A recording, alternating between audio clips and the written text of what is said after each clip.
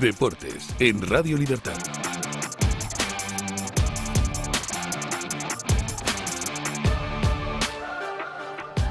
Muy buenos días y bienvenidos a Deportes en Libertad.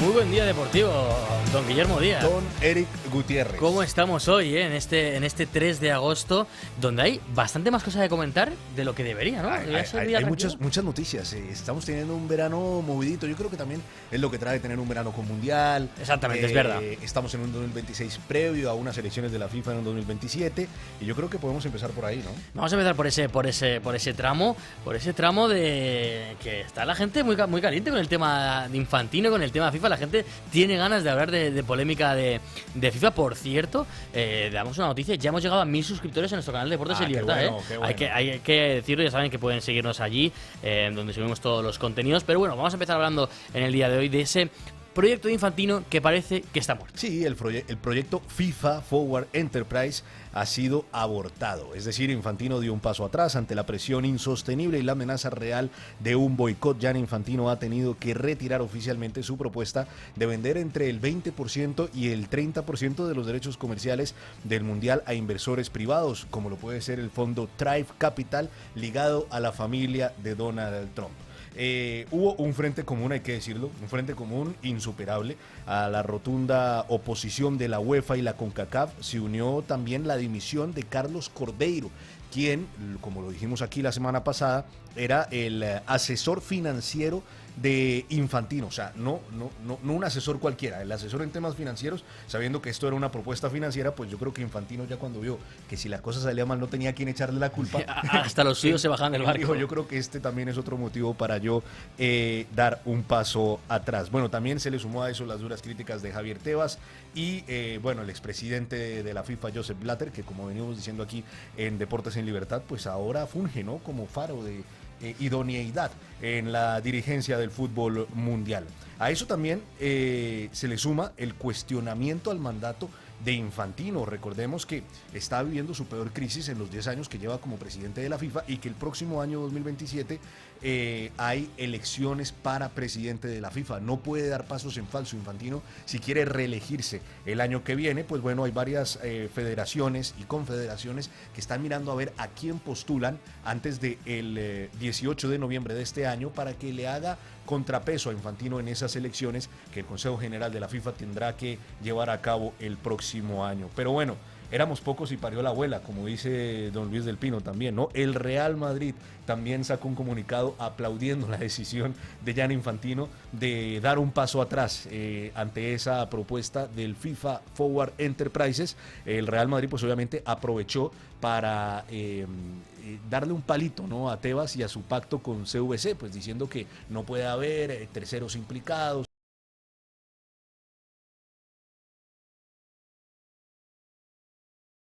¿no?, el futuro de los equipos y en este caso pues de las federaciones y de los premios y de las cosas que se pueda llegar a ganar por realizar un mundial de fútbol. Bueno, en fin, hasta aquí llegó esa propuesta de Gianni Infantino de generar una empresa para poder vender participaciones de los mundiales de fútbol a terceros que no tengan que ver con el deporte. Pero vámonos, hablando de mercados, hablando de dinero, hablando de transferencias, pues vamos a hablar de transferencias, pero deportivas, de las que nos interesan, Eric. Efectivamente, vamos, porque hay mucha tela que cortar. La Roma quiere a Endrick, estaría intentando, según la información de la Gazzetta, una cesión con opción de compra por el delantero centro del Real Madrid. En clave de Real Madrid, el Sevilla ya ha hecho oficial el traspaso del portero del filial del Real Madrid, Fran González, que ha ido varias veces convocado con el Madrid, que se hablaba muy bien, se hablaba de que tenía muchísimo nivel. Pues finalmente se va por 3 millones al Sevilla por el 50% del jugador. El Barça ya ha tasado la salida de Ferran Torres, 55 millones tienen la culpa y las negociaciones con el PSG parece que están abiertas. Por otro lado, el Levante ficha al delantero Yanis Musuayi, que llega del filial del Brujas, 19 años, por unos 3 millones de euros. Llega hasta 2030, junio de 2030, en un sustituto evidente de Carlos Speaker. Y recordemos que la semana pasada llegó al Real Madrid y que ya ha debutado. Juan Luis Sánchez llegará al Bournemouth. Según Fabricio Romano, el Sevilla va a ingresar 11 millones de euros más 2 en variables por por el jugador del que se pedían 25 millones la temporada pasada. Recordemos, Enes Unal, el futbolista que jugó en el Getafe en su momento, podría volver a la Liga y parece que el más cercano a traerlo es el Sevilla, aunque Getafe y Alavés también están interesados. El Racing se fija en Parejo, recordemos que ya fichó a Canales, pues ficharía otro centrocampista histórico de España, que en este caso Dani Parejo, que dejó el Villarreal tras finalizar contrato. Pep Chavarría se va al Chelsea, 25 millones, otro fichaje del Chelsea, si es que estos no paran. Y Noel Mendy además está cada vez más cerca del Hull City, como digo, 25 millones de Pep Chavarría. Todavía no se saben las cifras de Noel Mendy, pero se habla también de 20 millones. Hay que decir que aunque no está cerrado lo del Chelsea, está prácticamente hecho y que ya ha encontrado el Rayo Vallecano a su sustituto. Sería Alex Moreno, el ex lateral del Girona. El Rayo Vallecano, el actual lateral del Girona. El Rayo Vallecano cerca de obtener cedido también a Kumbula, futbolista que ya jugó en Español y Mallorca, que en estos momentos está en la Roma y que podría volver a salir cedido. Enteca se quiere ir del Rayo para cerrar todo lo del Rayo, porque hay muchas cosas. Según Pablo Villa, hay clubes interesados de Arabia y de Francia. Valentín Marco ha fichado por el Chelsea, 35 millones que se pasan pues de... Colorado. Le decía yo a don Izan Garbín que se pasan de Eric Gutiérrez a Gutiérrez Eric, ¿no? Porque es de Estrasburgo al Chelsea, que son prácticamente lo mismo. Como digo, 35 millones de euros. La Juventus ha fichado a dos futbolistas, Kolo Muani por 50 millones y por 35 millones al jugador del Bayer Leverkusen, una de las joyas del mercado, Kerim Alahbejovic, una de esas estrellas emergentes. Y por último, dos noticias más. Miguel Gutiérrez ha fichado por el Bayer Leverkusen, 30 millones de euros para el Nápoles, y el PSG ha presentado su oferta por Suzuki, el portero de Japón de este último mundial, que milita en el Parma, y parece que serían unos 33 millones de euros. Ahora vamos al fútbol, a la pelota, porque sigue la pretemporada. Sigue la pretemporada. Retomemos desde el viernes pasado, cuando el Fútbol Club Barcelona empató 2-2 contra el Brighton y terminó perdiendo 2-3 en la tanda desde el punto penalti. Los de Hansi Flick empataron ante el conjunto inglés en un duelo marcado por los fallos atrás de la saga filial y el discreto debut de Karim Adeyemi, quien se esperaba pues por lo menos que hiciera algo más, como sí hizo Hamza Abdelkarim, quien al parecer promete bastante en este nuevo Fútbol Club Barcelona para esta temporada. Jude Bellingham estuvo presente en ese partido. El sábado el Real Madrid se desinfló en el segundo tiempo en Austria. 2-2 terminó empatando contra la Fiorentina. Fue la primera prueba de esta pretemporada para el Real Madrid, porque recordemos que los dos amistosos anteriores no habían sido partidos oficiales o amistosos como tal, sino entrenamientos contra el Alcorcón y también contra el Leganés. Debutaron Denzel Dumfries y Carlos Espí, quien tuvo para anotar el 3-2 en el tramo final, pero al final terminó fallando su oportunidad. Dumfries lo hizo como extremo por derecha. El equipo de José Mourinho mostró dos caras ante la Fiorentina. La primera, en el primer tiempo, con los goles de Hendrick y de Alexis Siria, que viene siendo una de las grandes revelaciones de esta pretemporada, pero la otra cara fue la de el segundo tiempo, cuando pues recibe los dos goles de la Fiorentina, uno antes de acabarse el primer tiempo y el otro de Moise Kean ya cuando se empezó la segunda mitad. Hay que recordar también que el Real Madrid jugó con varios defensas del filial. Arnau Ortiz brilla, pero no evita la derrota del Atlético de Madrid en Estocolmo 2-1 contra el Manchester United. Ortiz, hay que decir que fue el mejor rojiblanco, adelantando a su equipo con un centro envenenado, pero tras un empate de penalti del Manchester United y pues terminó remontando el conjunto inglés. Hay que decir que Hjulman estalló un disparo en el poste. El resto de la jornada de amistosos terminó de la siguiente manera. Los equipos españoles que triunfaron fueron el Athletic Club, que goleó al Burgos 3-0, Osasuna, que superó al Norwich 1-2, el Rayo, que venció al Charleroi 3-2, el Betis derrotó al Almería 1-0, el Levante se impuso al Albacete 2-1 y el Sevilla ganó al Utrecht 0-1. Empataron el Español contra el Middlesbrough 3-3 y el Depor de La Coruña contra el San Pauli 2-2. El Valencia también empató contra el Stoke City 1-1. Y el tropiezo lo tuvo el Villarreal, que cayó goleado ante el Lens 1-3, y el Racing, que se vio superado por el Wolverhampton 3-0. Hoy jugaba el Fútbol Club Barcelona contra el Preston North End, pero al final se termina suspendiendo el partido porque el Preston North End no tiene la cantidad suficiente de jugadores del primer equipo para enfrentar este duelo contra el Fútbol Club Barcelona. Y finalizamos el fútbol hablando del Rayo Vallecano. ¿Qué está pasando con el Rayo, Eric? Que no va a jugar en Madrid, parece. Eso es lo que está pasando. El Rayo Vallecano ya tiene elegido ese estadio alternativo en caso de que la Comunidad de Madrid no autorice finalmente que se pueda jugar en Vallecas. Hoy tienen una reunión con la Comunidad de Madrid para intentar resolver esa situación. Veremos qué acaba pasando. Pero si no la resuelven, el Rayo jugará la primera parte de la temporada en el Plantío, el campo del Burgos. Es la opción escogida por el club franjirrojo. Hay que decir que llega después de muchísimas opciones, tanto de primera como de segunda división. El Rayo lo intentó en el Colisón de Getafe, lo intentó también en el Metropolitano, lo intentó en el Santiago Bernabéu, lo intentó en Butarque, Alcorcón, Fuenlabrada, Las Rozas. Ninguno de esos sitios o no se podía por las condiciones, o no se podía porque el club que se lo planteaban no quería, por unas o por otras no se podía. Por tanto, se fueron fuera de Madrid, Ávila, Segoviano y Guadalajara.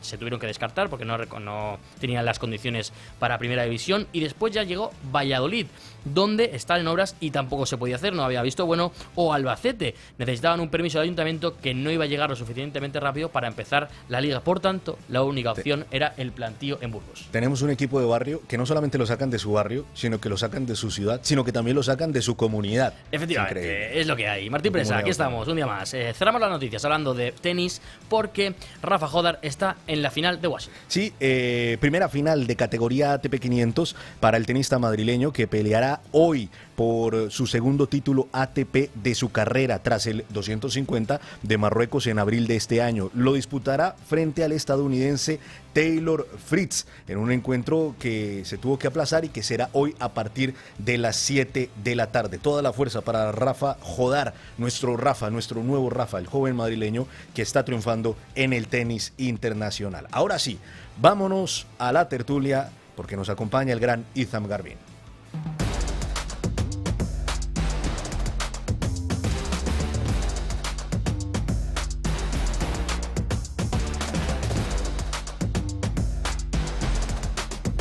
Don Eric. Aquí estoy. Don Itham. ¿Qué tal, Guillo? Aquí estamos. Bueno, vamos al lío. Vamos al lío. ¿Se salvó el fútbol?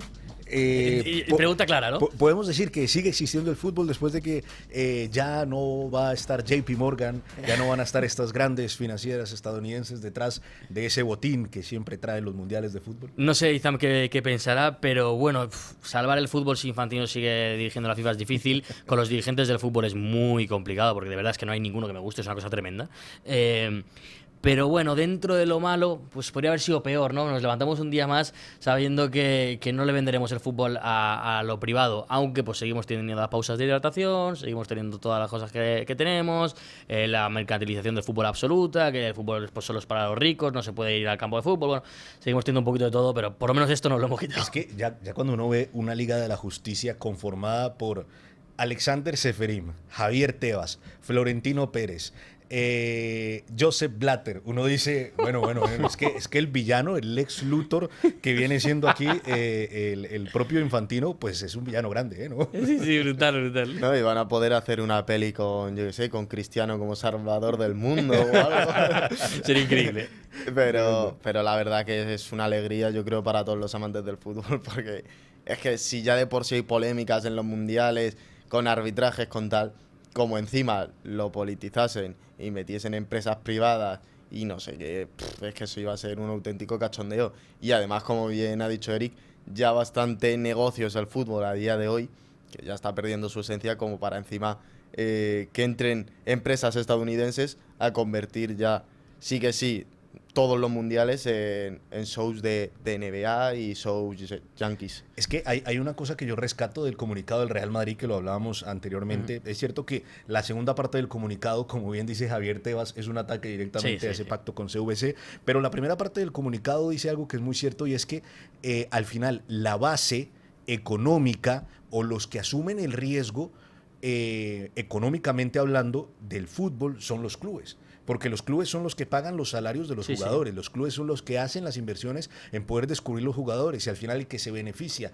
de esa base termina siendo la FIFA, que cada 4 años trae un torneo donde pues la FIFA, es cierto que da ciertas compensaciones que obviamente no son de la magnitud de lo que gastan los clubes, pero hay ciertas compensaciones para los clubes que prestan a sus jugadores para ese tipo de torneos y para las federaciones que participan en las Copas del Mundo, pero al final la FIFA tiene un riesgo cero ante esto. Sí, no, riesgo cero, pero también hay que decir una cosa, los clubes también están favorecidos por la FIFA en cuanto a tú llegas a un futbolista al Mundial, el futbolista juega bien y pasa de valer 10 millones Mira, a 50. por ejemplo, el Leipzig. Sí, por ejemplo, el Leipzig, entre otros, pero vamos.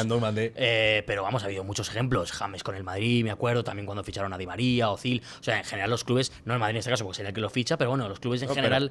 Mismamente este verano, antes del verano, decían que el City 35 o 40 millones los podía aceptar, ya están en 60. ¿El City por quién? Por Rodri. Por Rodri. Ah, por supuesto. Y bueno, el propio Ferran Torres, ¿no? Que se ha subido pues un poco a la parra después de meter ese gol. Sí, por un gol. Sí. Por eso digo que hay una sinergia, ¿no?, entre los clubes. Lo que pasa es que una sinergia no significa que se pierda de vista, a la FIFA pierda de vista, que los que pagan son los clubes. Y los que pagan ya no solo al futbolista profesional, sino las categorías inferiores, todo el entramado futbolístico son los clubes. Por eso yo siempre he estado en contra de la Superliga, porque creo que ese entramado futbolístico de equipos pequeños, no solo de los grandes clubes, sino de equipos pequeños, es muy importante y es lo que sostiene al fútbol. Pero sí voy a poner una cosa sobre la mesa, que lo dijo Guillo en su momento, que yo no le hacía mucho caso y que cada vez empiezo a tener más claro. El tema de la pantalla de humo. Yo que Infantino haya, no sé, ya le pregunté directamente a Izam, yo no sé, lo de que Infantino haya puesto eso sobre la mesa y que se haya caído tan rápido, Sí. empieza a darme la sensación de que es, oye, esto no, pero 64 en 2030, ¿qué os parece? No, yo creo que los 64 están asegurados, no los vamos a comer. Es que no hay ningún Con tipo de patatas. dudas. Si ya este mundial ha sido duro para nosotros, que hemos tenido que vernos muchos partidos Ahora, por lo menos no serán horas tan malas, ¿no? Bueno, claro. Nos pilla cerca. Sí, Bueno, sí. bueno, no sé si cerca o al otro lado del mar. Porque Pero eso, hemos tenido muchos partidos este mundial. El próximo va a haber todavía más, yo eso lo tengo clarísimo.